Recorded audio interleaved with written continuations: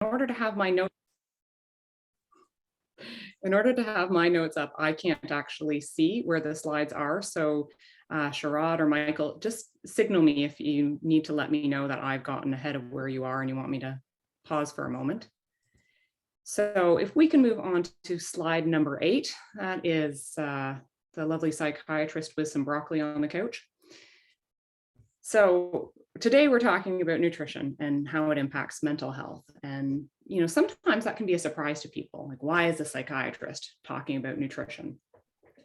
And there's still a relative lack of awareness that nutrition, in fact, impacts our mental health. I hope that's changing. I think it's changing.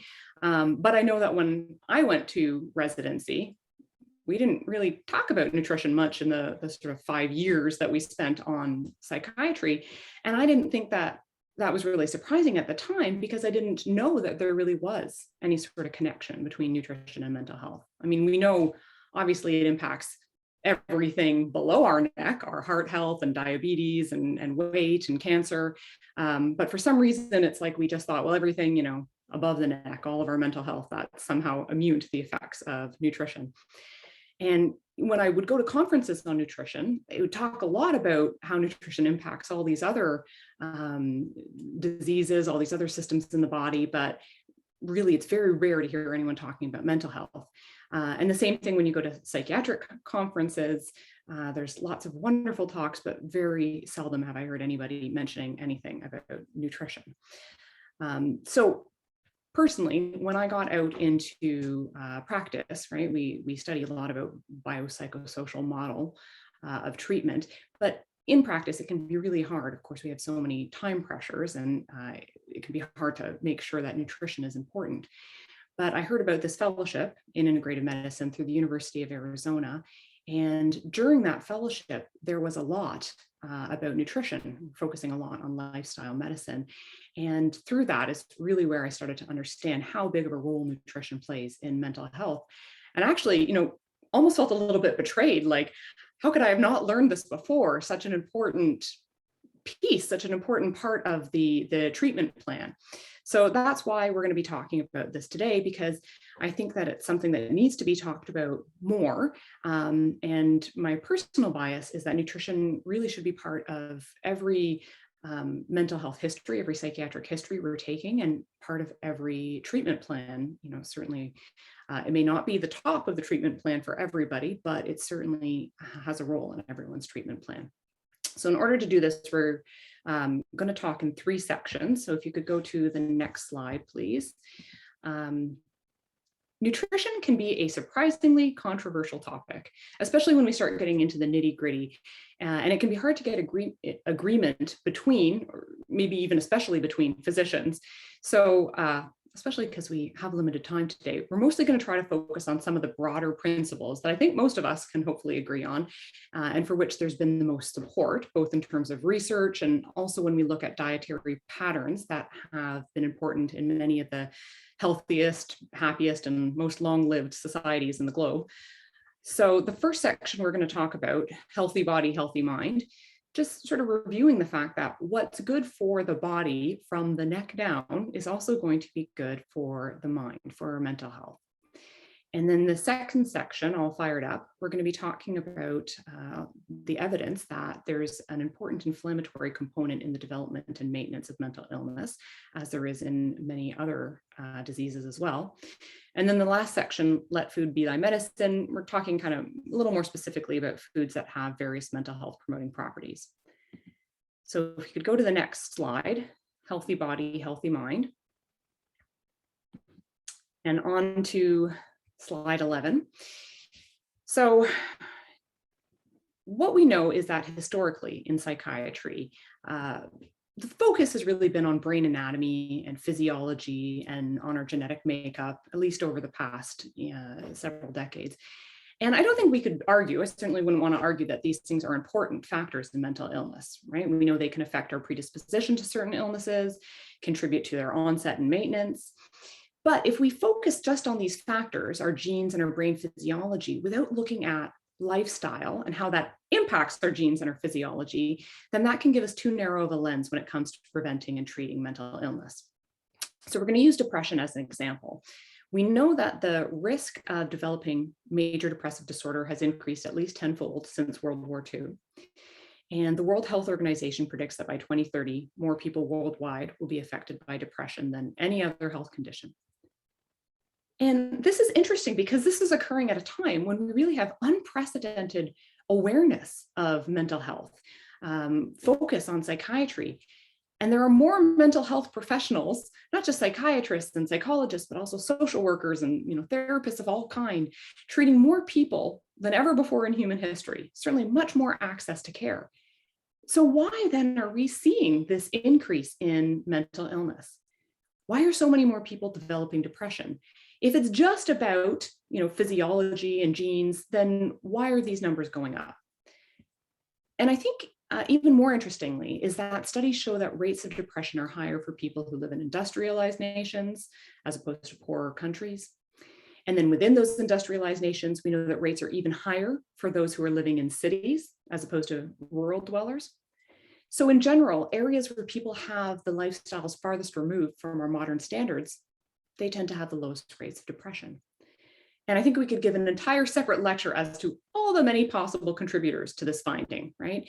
What about lack of physical activity and poor sleep quality, diminishing social bonds, less access to nature and green spaces, stress and pollution and too much technology? These are all probably impacting those rates. But the point that I want to make is that if all these statistics tell us that environmental and lifestyle factors are important in the development and maintenance of mental illness, just as they are for many of our main diseases of affluence, heart disease, diabetes, certain kinds of cancers that are seen more in developed nations. We've long known that those are tied to lifestyle, and especially the lifestyle more common in affluent nations. So if that's the case for mental illness as well, then shouldn't we be focusing more on that as a potential point of prevention or intervention in our treatment plans? So if we can go to the next slide, please.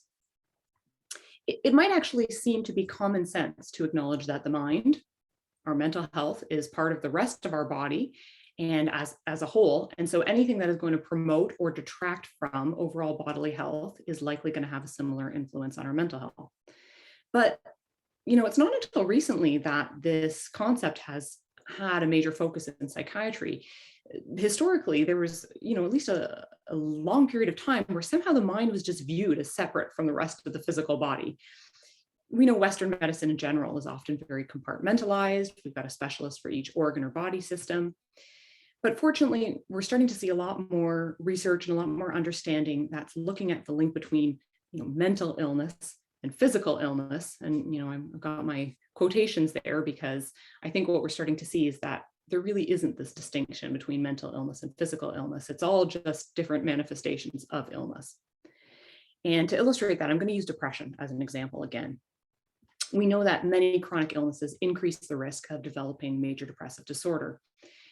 And I think it's important to point out that this isn't the same as being sad or distressed because you've recently received a diagnosis of chronic illness. We know that a quarter of patients with cancer develop depression, and then we see especially high rates in certain kinds of cancer like breast cancer, pancreatic, colorectal, and prostate.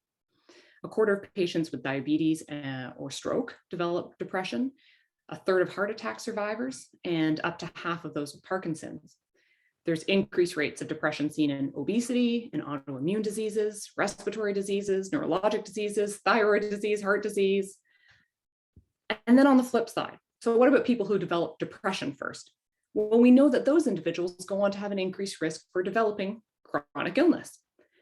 And some of that's going to be attributed to the fact that when you're dealing with depression, you may not be able to take care of yourself as well.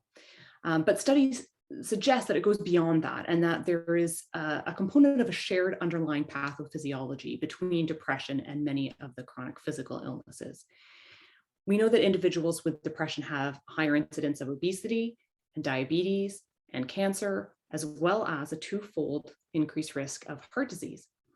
Depression is associated with poor outcomes in those with heart disease. And if you have depression after a heart attack, it triples the risk of dying.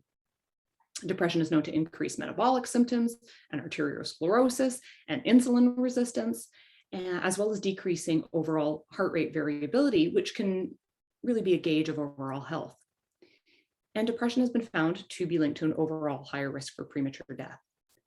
And we see a similar pattern when we look at other mental illnesses and the associated risk of physical illness. So much so that it's really suggesting there's this bidirectional link between our mental health and our physical health, to the point where maybe it doesn't even make sense to make such a distinction between the two. How am I going to have optimum physical health if I don't have optimum mental health, and likewise?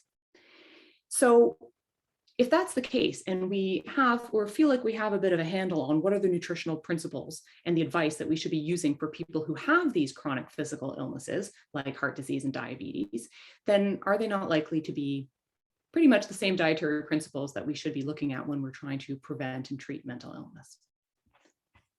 We can go to the next slide, please. So in this section, we're going to be talking about inflammation, because there's been a lot of research showing that it's an important contributor to that bidirectional link between mental and physical illness. Next slide, please. So I imagine everybody on the call is familiar with inflammation as the protective or destructive response of body tissues to irritation or injury. And we know that inflammation is important in the body's healing response because it brings nourishment and immune system activity to the site of injury or infection. But the problem can arise when inflammation isn't serving a purpose, when it's chronic, and when it can be damaging to the body. And we know that chronic inflammation plays a role in the development of many of the chronic illnesses we see commonly in North America: heart disease and cancer and Alzheimer's and other disease of central nervous system degeneration. And now we're starting to also understand that inflammation plays an important role in many psychiatric conditions as well: mood disorders, anxiety disorders, psychosis, etc. Next slide, please. So how might inflammation play a role in psychiatric illness? Well, there's been a number of sort of different pathways that they've looked at. One suggested mechanism is the link between the brain and the immune system and the abnormal production and function of cytokines. And there have been some interesting studies that show that when they take certain pro-inflammatory cytokines and they administer them to animals, the animals start to act in a way they call sickness behavior. Right? They become listless. They lose interest in eating and grooming and socializing. They lose interest in sex. They have increased sensitivity to pain. And it's really interesting because a lot of these sickness behaviors, they're very similar symptoms to what we might see in mental health conditions like depression and anxiety. And the sickness behavior is actually an appropriate, an adaptive response when an animal is sick, right? Because it helps you. If you are the animal who's sick, it's going to help you to conserve energy, to stop the spread of contagious illness if you don't want to socialize. It helps promote healing because you just want to rest. But the problem arises when this inflammation becomes chronic. And then this adaptive response actually becomes maladaptive, and it promotes the continuation of disease. So it's very tough for our patients or ourselves if we're experiencing anxiety and depression, because the body is sending out those signals for sickness behavior. Don't socialize, don't go out, just lay on the couch and eat your refined carbohydrates. And when in fact, the very opposite, the very thing that we need to be doing to feel better is to ignore all the signals we're being sent for sickness behavior and do the opposite of what our body is telling us. And that can be a really hard thing to ask someone to do. Next slide, please. So if we know that inflammation plays a role in illness, then we need to be looking at ways that we can decrease our exposure to various, what we call pro-inflammatory factors, right? And there are lots of potential sources of exposure to pro-inflammatory factors. And perhaps not so surprisingly, many of them are factors we're going to encounter more in industrialized nations and in cities. And our body can handle some inflammation. The problem is when the balance of the pro-inflammatory factors in our lives is outweighing the anti-inflammatory factors. So our overall inflammatory load is too high, and this can lead to illness. And if you're looking at this list, well, we have variable amounts of control over the factors on this list. Some things we can avoid and work on a bit more, and some of them are harder for us to avoid. But one of the areas that we hopefully have some control over multiple times per day is what we're eating. So we're going to go to the next slide. This is a slide that shows the top 10 sources of calories in the US diet. And well, I know we probably like to think that as Canadians, we're vastly different in this regard. You know, maybe you can replace Mexican mixed dishes with poutine, Tim Hortons double double, and Tim Biebs Timbits. But overall, I think, unfortunately, we're probably fairly similar to this list. And the question is, how does this kind of diet impact inflammation and impact our mental health? We can go to the next slide, please. We know that the standard American diet is calorically dense, but nutritionally poor. And overall, it's exceedingly high in what we consider more pro-inflammatory foods. So the goal is to make changes to the diet to decrease the pro-inflammatory foods, right? We don't need to eliminate them. The body can absolutely deal with some of that, and some healthy foods might be pro-inflammatory. The problem is when that, balance, that seesaw is out of whack and we're having way too many of the pro-inflammatory foods. So we want to look at how we can more emphasize anti-inflammatory foods. So we'll go to the next slide, please. This is the anti-inflammatory diet pyramid. Dr. Andrew Weil has come up with this. And while I don't agree with everything on this slide, I think it gives us a good sense, or at least a good place to start. And one of the things that I think is most important is if we look at what is the largest box there? Well, that's going to be vegetables. And the next largest box is going to be fruit. So looking at an anti-inflammatory diet, it's largely going to be all the things that your great-grandparents would have recognized as food. So food as close to its state found in nature as possible. Anything that has a shelf life of 10 years is, lime green or any other color not found in nature. If it's, sparkly, etc. These are not foods that we should be eating. We want to be eating a diet that's really emphasizing fruits and vegetables, whole grains, that includes some plant sources of protein as well, and really minimizing the more pro-inflammatory foods, such as anything that's processed. And I had updated my slides, but because of our technical issues, I wasn't able to get to them.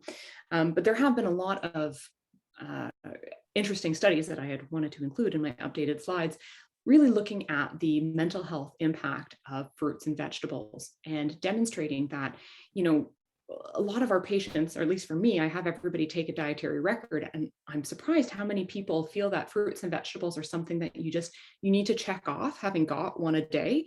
And in fact, many people aren't even doing that. They're sort of, one a day, or they're happy. I had a tablespoon of corn, check. And really what they were finding in the studies is that there was a dose-dependent relationship between our mood and mental well-being and fruits and vegetables, all the way up to somewhere about 7 to 8 servings per day. That's sort of where it seemed to be maxing out, suggesting that if we want to be optimizing mental wellness, that one a day of fruits and vegetables is not really going to cut it. And then there was another interesting study that was looking at sort of how quickly the effect happens and how long it happens. So they had individuals then eating more fruits and vegetables on certain days and demonstrating that their mood and their overall, various markers of mental wellness were all improved on the days where they had those high servings of fruits and vegetables. And interestingly, it lasted to the next day. So it is something that we have to obviously have repeated exposure to, but it's interesting how you can have effects even the same day, and it can last you into the next day. So we're going to move on to the next slide, because it's not just what we eat, it's also how we cook the food that we eat. We know that certain cooking methods tend to be more inflammatory because cooking can cause advanced glycation end products, those pro-inflammatory compounds that can damage DNA and disrupt cell membranes and advance the aging process. So the idea is to more often choose the less inflammatory cooking methods. So looking at steaming, sauteing, and baking more often than searing, grilling, and roasting. Because when you're browning or blackening your food, that can be animal protein, but it can even apply to toasting bread, right? So when you're eating too much of that browned and blackened food, that can cause those advanced glycation end products. Also considering if you're using oils or fats, if you're cooking at or above the smoke point, then that oxidizes and can also produce inflammatory compounds and toxins. So overall, better to cook at lower temperatures for longer times, avoid browning or blackening your food, and choosing the less inflammatory cooking methods more often. Next slide, please. So I do prefer to talk in broad principles about nutrition because I think it's easy to get bogged down by the small details and, hypes around certain superfoods, right? And now goji berries, they're the great superfood. But I think it's worth noting that there are some foods that have been shown to have really specific anti-inflammatory properties. So some foods like olives and green tea and dark chocolate, they have specific antioxidants that can help them be a healthful inclusion in the diet. And then we know that herbs and spices can be a really healthful inclusion in the diet as well, especially ginger and turmeric have great anti-inflammatory properties, especially if you combine the turmeric with black pepper, which makes it more bioavailable. Also, some good evidence for berries, in particular in mental health, as well as anti-inflammatory properties of cruciferous vegetables. So kale and broccoli and cauliflower and Brussels sprouts and cabbage. And fortunately, there's numerous cruciferous vegetables, so hopefully you can find ones that satisfy your palate. Overall, though, I think what's most important when we're looking at pro-inflammatory versus anti-inflammatory foods is that the points all converge to suggest that you want to be following a diet that emphasizes whole, unprocessed foods, ideally as close to their natural state as possible. You want to emphasize plants in the diet and make sure to be eating from all parts of the color spectrum. That's going to be the best way to maximize both physical and mental health. So we're going to move to the last section of the talk, Let Food Be Thy Medicine. And we'll go to the next slide about neurotransmitters. So we've known for a long time that neurotransmitters play an important role in mental illness. I mean, most of the medications we use in psychopharmacology, they're going to treat mental illness by targeting one or more of these neurotransmitters, right? Serotonin, dopamine, norepinephrine, et cetera. But we also know that what we eat is important because it's going to provide us with the nutrients, the vitamins and minerals that are going to serve as precursors and cofactors in the synthesis of various neurotransmitters. So if we're using serotonin as an example, we think about serotonin as a neurotransmitter. We think about it in our brain. But actually, the vast majority of the serotonin in our body is found in the GI system. And that's because it's made in the gut. And it's derived from the precursor amino acid L-tryptophan, and then it's converted into serotonin with the assistance of certain essential cofactors like vitamin C. So it's important that we're eating the foods that are going to give us the precursors in order to form the neurotransmitters, as well as the cofactors to help us when we're creating the various neurotransmitters. And that's going to be the same for serotonin as well as many of the other neurotransmitters. And then if we move on to the next slide about neurons, we know that our diet is also important for the creation of healthy neurons. And that's for a number of reasons. One of the reasons is going to be our omega-3 fatty acid intake, because we know that these fats play an important role in cell integrity, as well as the overall healthy development, maintenance, and function. And partially that's going to be because omega-3 fatty acids are important in the structure of the membrane. And there's evidence showing that omega-3 fatty acids can lower the risk of depression, that they're important in brain development for infants and children, in memory and successful brain aging in the elderly, and possibly in avoiding neurodegenerative disorders as well. And another important factor is going to be antioxidants and how they help us inhibit oxidative stress and the production of free radicals, because there are studies that have shown that oxidative stress can increase our risk of various mental health conditions such as depression and schizophrenia. So you want to be eating a diet that's plentiful in antioxidants like vitamin C and vitamin E and beta carotene and selenium, which are going to be plentiful in fruits and vegetables and whole grains and legumes and nuts, and fortunately in many parts of the diet, but again, more in the whole foods. We'll go to the next slide. Dietary deficiencies. It seems like something that, in a lot of ways we shouldn't have to consider in North America, where most of us, if anything, have too many calories, have too much food at our disposal. But again, the standard American diet is very calorically dense, but nutritionally poor. So as a result, we do see some dietary deficiencies. And this is important because a number of dietary deficiencies, we know that their presentation can mimic various mental health conditions, right? If we have fatigue, or if we have sort of, mental fogging, any of those kinds of symptoms that we can then be starting to mistake for mental health symptoms, or exacerbating mental health symptoms. And it could also be related to dietary deficiency.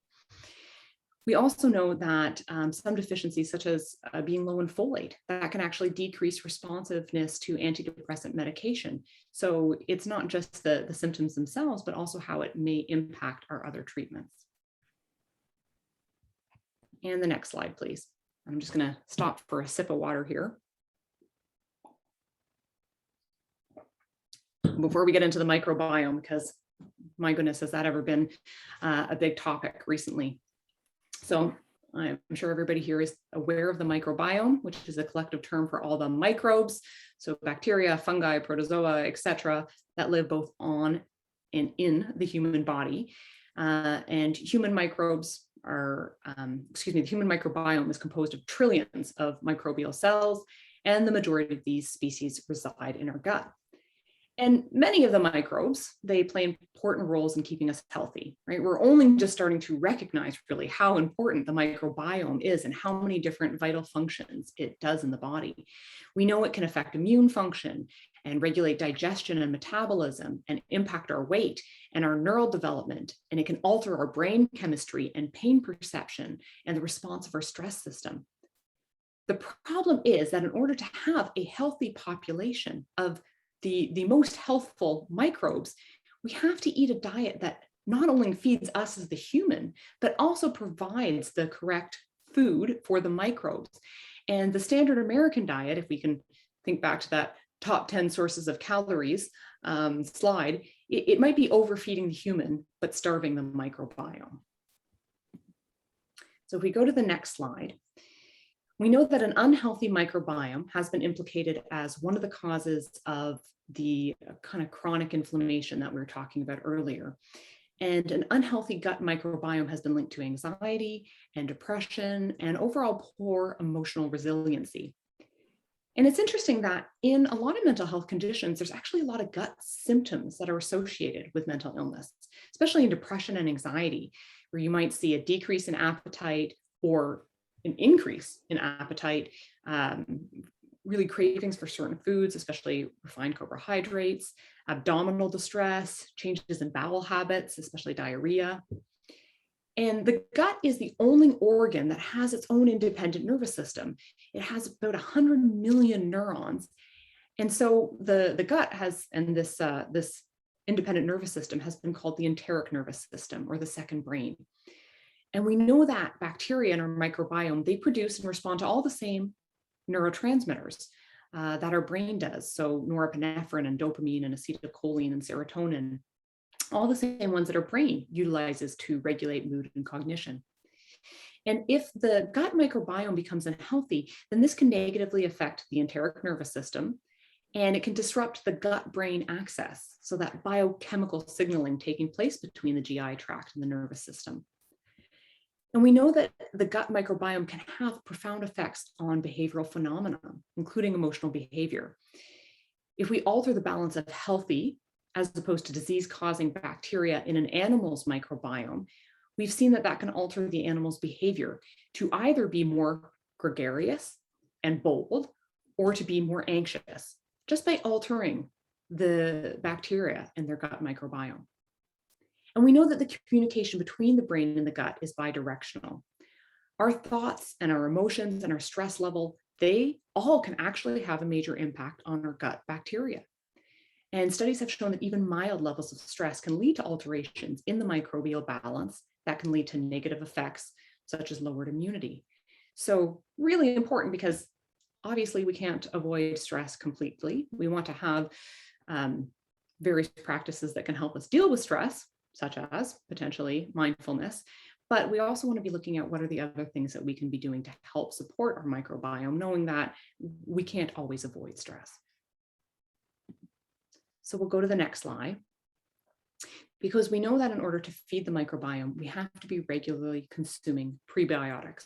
So these are foods that actually feed the microbial colonies in our body and help the healthy microbes to flourish. So in order to do this, we have to be having a very fiber-rich diet. And where do we find fiber? We find it in plants and in unprocessed foods. So you want to be including lots of the plant sources that have certain non-digestible carbohydrates like inulin and pectin, because these are the foods for the microbiome. So vegetables like tomatoes and leeks and asparagus and garlic and onions, and fruits like bananas and apples and oranges, and whole grains like barley and rye and oats. These are all going to provide excellent prebiotic sources of food for your microbiome. And there's an interesting area of research coming out entitled Psychobiotics, and that's looking at both prebiotics as well as potentially probiotic foods and how those can impact mental health. And that's kind of an evolving area.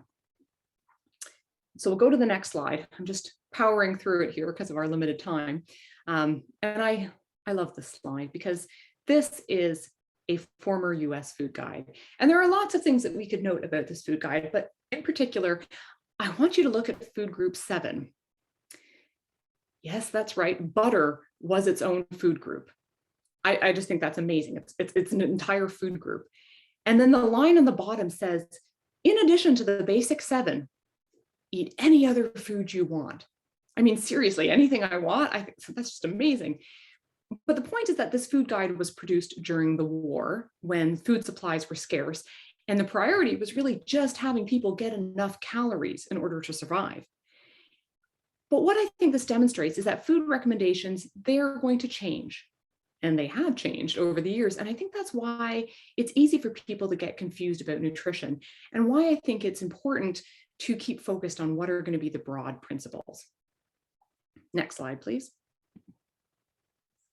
Otherwise, we can start getting confused like this cartoon. Potato chips, root beer, and cupcakes. That's not an unhealthy lunch. It's vegetarian after all. All right, next slide. So all of this talk has really been to illustrate why I think it's important to take a dietary history. You may already do this with your patients, but I think it's not something that's been traditionally part of a psychiatric history, and I think that needs to change, as well as a potential point of focus on our treatment plan. We know that many people who have mental health conditions, depression and anxiety, many people are going to continue to have symptoms over a long period of time, or it's going to be episodic and it's going to wax and wane. And we know that medication and psychotherapy, they can both play a role, but we see a lot of patients that despite optimizing their medication and despite accessing psychotherapy, if you can, we know that can be difficult to get access to, they still go on to have some symptoms and not really to achieve full remission. So I think it's important that we also make sure to be addressing lifestyle, and nutrition is one of those important things to address. So in addition to taking a dietary history, we want to be encouraging family meal times and mindful eating, eating without distraction, starting the day with breakfast, because we know, especially with anxiety, if we're having hypoglycemia, that can exacerbate feelings of anxiety, getting rid of sugary drinks. I really like to focus on adding to the diet, like what are the great healthful things we should be eating instead of focusing on what to cut out. But I think sugary drinks is just that's the exception. That's the one thing that maybe we should focus on getting rid of. If you're able to, partnering with a dietitian, because it can be a long process helping people make these changes. I like to have handouts available because I can talk an awful lot, and you can go away and forget lots of things that I've said. So I have handouts available on ways to make your diet more anti-inflammatory or healthy eating on a budget. And I think importantly is setting an example in your own life, because too often as healthcare providers, we can be maybe not the best examples of healthy lifestyles, because we're so busy ourselves trying to take care of everybody else.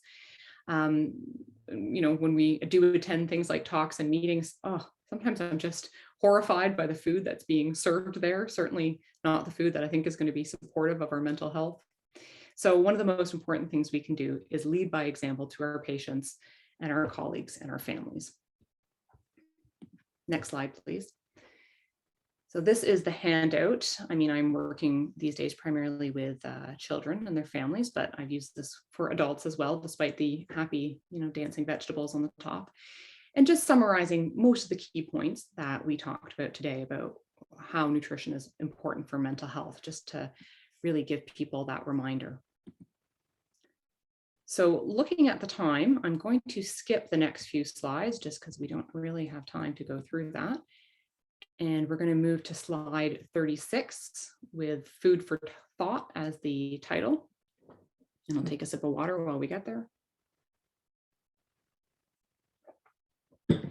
So the goal of the talk really is quite simple. It's just to highlight that nutrition is important in mental health.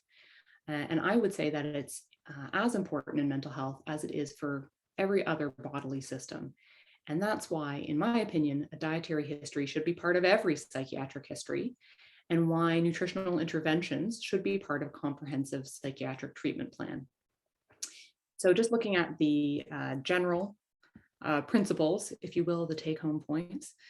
So first is that the same diet that's going to promote our physical wellness from the neck down is also going to promote our mental wellness from the neck up. And of course, after this talk, we also, are highlighting that mental wellness really isn't just from the neck up. It's involving our gut and many other body systems as well.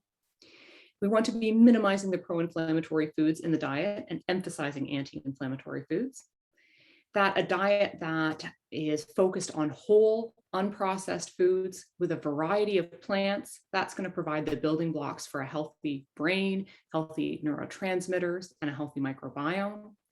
And that really focusing on those general principles are going to be most important. Next slide, please. So the hope is that one day this can be our new pharmacy. And my email address is there if anybody would like to contact me. I've reached the end of my talk. Hopefully we have a time for a few questions. I know we're a bit over time because of the technical issues, but I did want to thank everybody for joining tonight and for their attention. Thanks very much, Dr. Plowright. So group, appreciate your patience with the technical issues at the outset, but notwithstanding the issues, I think we had a great mindfulness session followed by a great talk on nutrition. So I really appreciate you taking the time to speak with us, Dr. Plowright. We do want a bit of Q&A, so I would encourage you to either put your questions in the chat and we'll make a point of answering them, or just put your hand up and I'll endeavor to answer your questions in order. Now, the folks in the call generally know me well. They know I already always have questions. And part of the reason I love your talk so much is I think everyone around this virtual table has had the experience as a medical resident being in the call room and just frantically searching for anything to eat. And invariably that call room cupboard was filled with, oh, I don't know what it was, filled with chips. It was filled with, some caloric, highly processed food that kind of sort of satisfied us in the moment as we ran in between patients. But it strikes me as a lot of this is also cultural, that we're taught to put our patients ahead of our own health in our training. And we emerge from that training process, not necessarily having been taught ourselves how to look after ourselves, because, we've just spent, 2, now 3, 5, 6 years, possibly longer, just trying to get through our training program. So this is a really welcome way for us to reset our collective thought process. One question I have for you before we get to Dr. Bayani, I just have to squeeze in my question, is when you were speaking about the gut biome, I put that, I framed that next to an earlier slide where you spoke about nutritional deficiencies. One of the things I've learned that we're lacking in North America is fiber, dietary fiber, in particular soluble dietary fiber, which is beneficial in a number of ways. One of them, my understanding again, is that it increases gut, the diversity in the gut microbiome, as well as, I guess, reducing your total cholesterol vis-a-vis the hepatic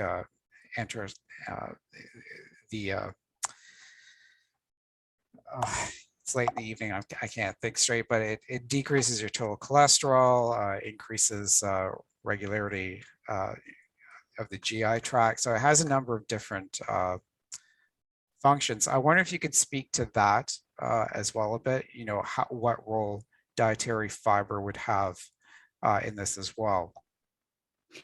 Absolutely. And a lot of that comes back to what we were talking about with prebiotics, or sort of now that term is, psychobiotics, looking at prebiotics and probiotics, because the bacteria, the various components of the microbiome, they have to eat too, right? And if you're not eating a diet that's providing them with the nutrition that they need, then we can be helping some species to flourish that aren't going to be the most healthful species, the ones that are not going to be best promoting our mental health. So you need to be eating a high fiber diet, because that's exactly what's going to be providing the food for the healthy microbiomes, for the healthy microbes.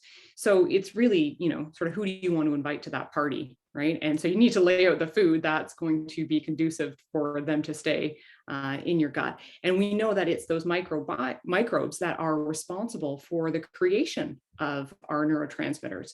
So I think, an area that we're starting to see more research being done is, well, if I don't have the right microbes, then how is that affecting my body's ability to create the various neurotransmitters? How is it affecting the gut-brain signaling that's going on? How is it impacting the inflammation? And I think all these things are tied together as all sort of different pathways, different factors in the development of mental illness. So that's where we come back to talking about eating whole foods, eating a lot of plants, so you're getting different sources of fiber. That's something that really in North America we're deficient in. We're fiber deficient. And why I often ask my patients about their bowel habits, which surprises a lot of people. Like, why is the psychiatrist asking me about my bowel habits? But I think, if they are having a bowel movement once per week, that suggests to me something about their mental health as well, right? Because what's going on in their gut is going to be impacting their mental health. Thanks. Dr. Baena, go ahead. Sorry. Thanks so much, Dr. Plowright, for that excellent talk. I really enjoyed it. My question has to do with policy. So in primary care, for people who have, schizophrenia or other illnesses where they require atypical antipsychotics, they're often prone to getting metabolic syndrome as a result of their medications. But they're also the same people who are on a very fixed income from Ontario Works or ODSP. And it's very difficult for them to be able to afford a healthy diet. My patients who are with the ACT team have incredible workers who shop with them, who show them how to live on a very fixed income. And we do these forms for Ontario Works and Ontario Disability where we fill out special diet allowances. And there are a number of diagnoses on the list that we can mark off, like celiac disease, diabetes, hypercholesterolemia. I look forward to a day when we can actually mark off mental illness as a reason to have a dietary supplement allowance. Any thoughts about how we navigate social determinants of health in that particular population? And do you foresee a day where we might be able to mark off mental illness on that form? I hope so. I think that is possibly the most important point that could be brought up, because it's wonderful for us to talk about this, and hopefully we're a population of people on this call who might be able to, afford some of the healthier foods, but we know that we're in a situation where often the less healthy foods are the cheaper foods. And that's just very hard for people to surmount. So in the end, I have to think that education is going to be the most important piece, right? Because the more people understand that nutrition is important for mental health, hopefully the more we can see some of those changes happening. We want the individuals who are helping to shop and food plan with our patients. We want them to be aware that it's not just important for their heart health, it's also important actually as part of the treatment plan for their mental illness. And as you're bringing up an excellent point, it also may allow us to continue to use some medications that otherwise we may say, oh, I have to discontinue the olanzapine because we're creating all these other metabolic issues. So if we can be addressing this as part of the treatment plan, yes, olanzapine is important, but guess what? Nutrition is also equally as important, and it should be part of the treatment plan at the same time. That may then allow us to use those helpful medications because we're not then creating the secondary adverse effects. But that's why I agree to do talks like this, is because I think it's something that we need to be talking about more so that we can see policy shift. Absolutely, I agree that it should be a special dietary allowance because it should be part of the treatment plan. And we're looking at that at CPRI as well. We have our various inpatient facilities, and we have a healthy active lifestyles task force that we started that I sit on. And we said, okay, because I mostly work with the outpatients, so I said, well, what can I see the the menu plans for the inpatients? And I'm going, oh, why are we feeding them pogos? Like, that's not that's okay. I understand everybody, we all need a rare treat, but this should not be part of the regular menu, because we have an opportunity. Here you are on our inpatient facility, we have an opportunity to say, great, we are going to have lifestyle as part of that treatment plan. And we should be an example of how nutrition and physical activity and stress management and sleep hygiene can impact mental health. We have such an opportunity there. So I think there is a lot more work to be done. And I'm just hoping that kind of getting the word out there so we're more aware that it's important is going to be the first step. Thank you. I wonder if you could speak a bit more about the role of omega-3 in mental health, because certainly when I was a medical student and a resident and I was doing psychiatry rotations, I had a couple of attendings that used to supplement their patients' diets with omega-3. So for example, if the patient has schizophrenia or depression, they would add omega-3 to that. And I'll be honest with you, I've never looked up the evidence base behind that. I just wondered if you could speak to that. And it's particularly relevant when we're talking about a continental-wide deficiency of omega-3 and what role potentially that could play in the development of psychiatric disorders as well. Yeah, I think we have a good basis for suggesting that it's going to be important, right? Okay, we know it's important in the membrane of our neurons, and like we have a lot of reasons why it could be important. We know that omega-3s tend to be more anti-inflammatory, whereas say omega-6 is going to be more pro-inflammatory. So we want to be careful of the ratio in our diet. When omega-6 is too high, then that's going to be too many pro-inflammatory factors. And the standard American diet, the ratio is something like, whatever they say, 14-1, or some people as high as 20-1 of omega-6 to omega-3. So when we're coming back again to, pro-inflammatory factors, and a lot of the omega-6 fatty acids people are getting is because of processed and packaged foods and the oils that are used in those. So we have, I think, good rationale to say we need to be increasing omega-3s in our diet. If we can do that through diet, that's excellent, right? And some people, that may not be the case. So maybe we do need to be looking at supplements. And so I do recommend omega-3 fatty acid supplements. However, I think that the research has been fairly back and forth. I'll see one that's really suggests it helps, and there's another one kind of pooped out and it didn't help. And it hasn't, in my understanding anyways, hasn't been super robust.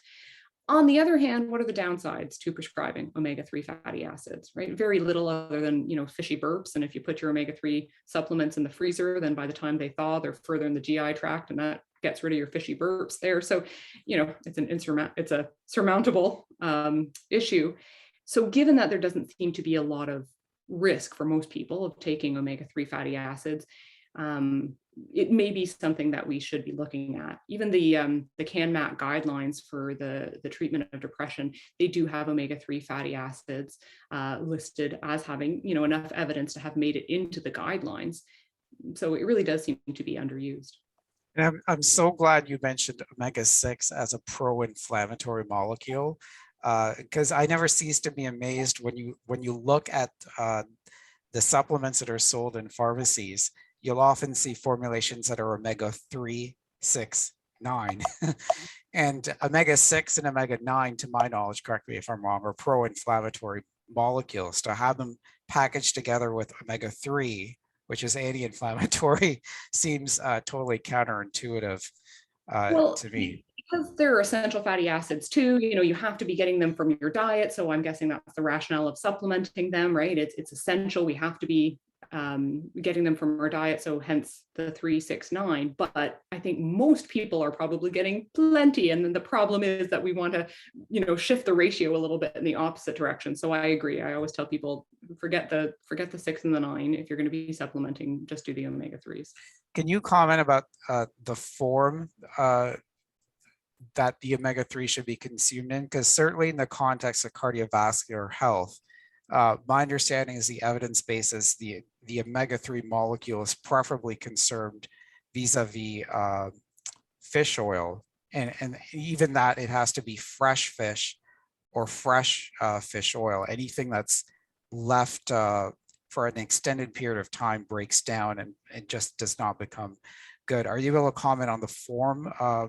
So you can consume, for example, omega-3 in flaxseed, for example, but it doesn't necessarily have the same cardiovascular benefit as, say, consuming fish oil. So I'm wondering if the same applies as well to psychiatric health, that, are you better off consuming omega-3 in certain forms versus others? Right. I mean, my understanding is that the studies have been mostly with fish oil, because when you're taking it in a plant source, which can be, certainly a lot of healthful foods, so flax seeds and chia seeds, and excellent for gut health too. But then you're going to be getting ALA, right, which is the precursor to EPA and DHA. So it's only when you're getting it from a marine source, so either from fish or from an algae source. So when you're getting it from the marine source, that you're getting the EPA and DHA. And my understanding is that most of the studies have been showing that you want to be having, we don't know the exact optimum ratio, but you want to be having higher EPA as opposed to DHA, which most supplements come in that form anyways, because the conversion from ALA to EPA and DHA is fairly poor. And especially if you have more omega-6 in your diet, then that also hinders the conversion. So then you're trying to get your omega-3s, but you're not really getting the EPA and the DHA, especially if you have a lot of omega-6 in the diet. Beyond that, in terms of consuming it fresh, I'm not sure how you're going to get the fresh oil at home. I haven't heard anything about that. Like, I just know about the supplements themselves. You mentioned, and group, by the way, I can go on and on asking questions, so I'm going to cut myself off at some point. So if you want me to be quiet, please put up your hand and make yourself heard, because I'm curious what your questions are as much as I am asking Dr. Plowright my questions. You talked a bit about overnutrition in North America with regard to caloric overconsumption.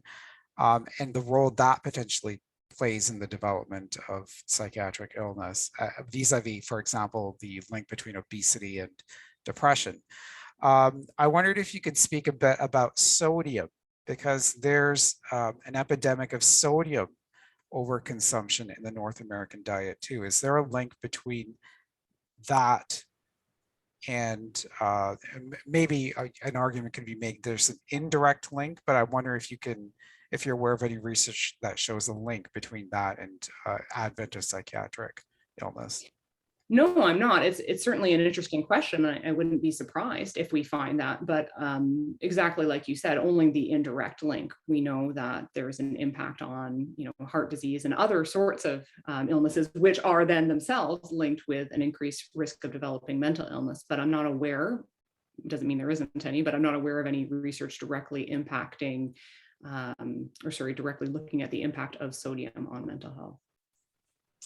All right, so there never will be a substitute for a healthy diet, and in particular, a healthy lifestyle for keeping both our bodies and our minds healthy. There's, as you mentioned in your slides, there's a bidirectional link between the two. There's actually research, I think, that shows that folks who engage in strenuous exercise 3 times a week are less predisposed, correct me if I'm wrong, to developing depression than folks who don't.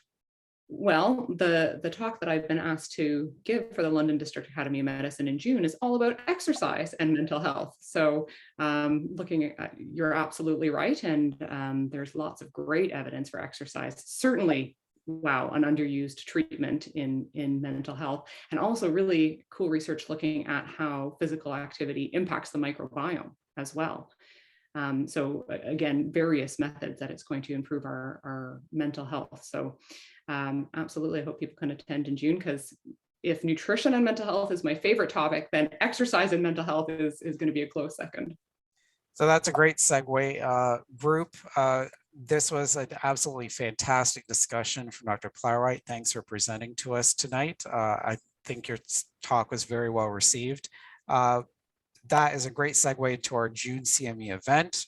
Stay tuned, because we are going to have Dr. Plowright Part 2, exercise and wellness, which I think you'll all look forward to. And that's going to be, we're hoping and praying, an in-person CME event, not virtual. Unless I see any hands up or any questions in the chat, I'm going to thank you all for your time and for your patience dealing with the tech issues tonight. Thank you so much to Dr. Plowright for her very excellent presentation. Thank you to Dr. Ahluwalia in particular, and the executive of the London District Academy of Medicine, for supporting the development of this. And thank you to everyone on the call. And with that, I wish all of you a good night. Thanks so much. Thank you for the opportunity. I appreciate it.